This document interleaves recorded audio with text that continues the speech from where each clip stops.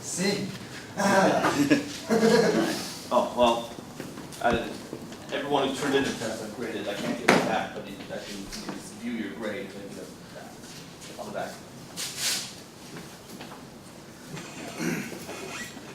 All right. Now,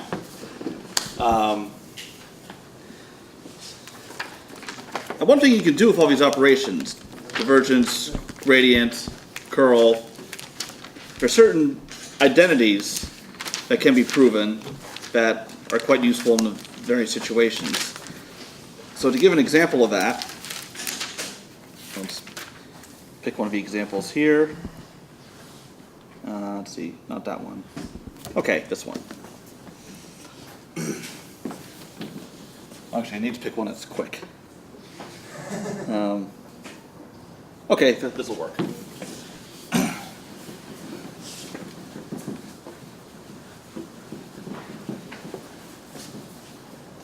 So this is from Stewart, 13.5, number 23.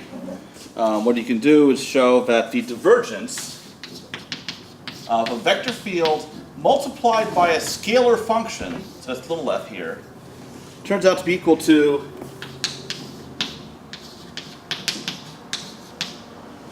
the same result if you pull the function little f out, multiplied by the divergence, but then what you need to do is add an extra term plus the f dot product with the gradient. Okay. Now, you can show that this is true by computing both sides directly. What differentiation rule does this kind of look like? Considering that the divergence is, all right, if I write f is equal to, I'll keep it simple. F is just a two-dimensional vector field. So divergence of little f times big F, that's the same as fp with respect to x plus fq with respect to y. So what would you use to show that this is equal to that? What differentiation rule is that like? Yeah, it's exactly the product rule. It just doesn't look like that because you have two functions of a very different character. We have a vector value function here, we have a scalar function here. So if you were to work this out, you would have fpx plus fqy plus fxp plus fyq. Well, this is going to be fpx plus qy, and here we have fx, fy dotted with pq.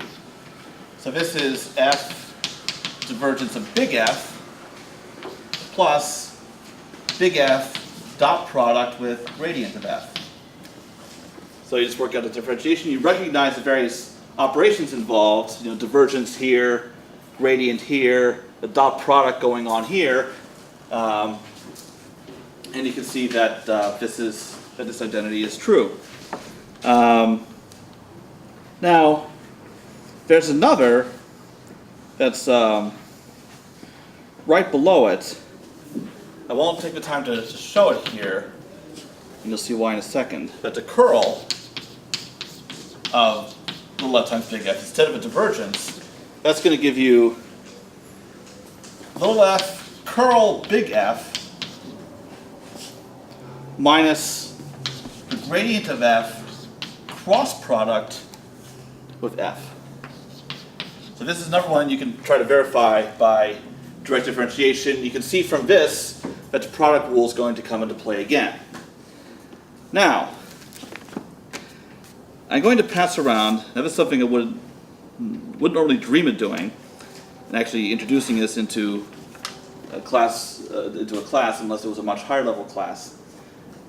This is one of my papers, right, one of my research publications.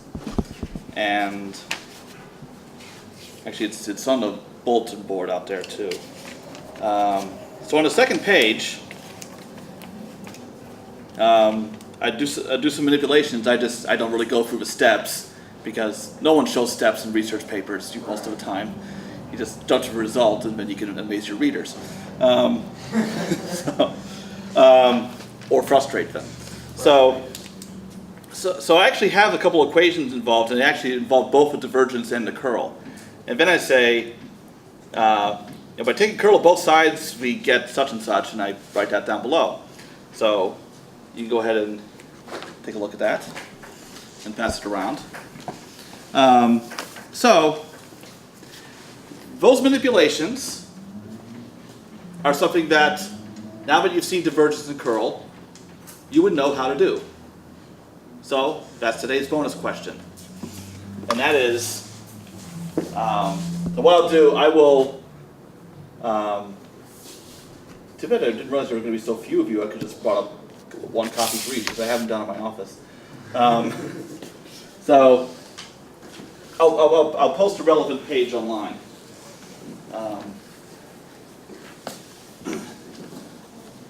So the bonus, and it'll be worth 5 points. That'll be added to the exam 3 score, because it's material related to that exam. And that is, show that equation 1.3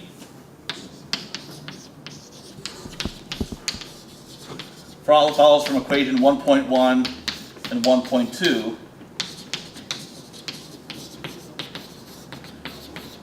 on the second page of the paper that I'm passing around.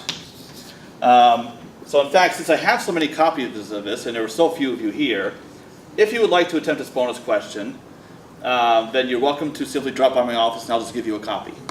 So that'll make things a whole lot easier, then I don't have to post it. Yes? This bonus problem will be due whenever the exam 3 is due? Well, I'm happy to give time for it. So yeah, I have no reason to rush anybody. So. So, does this conclude the recording part of the lecture? Well, I guess it does. So.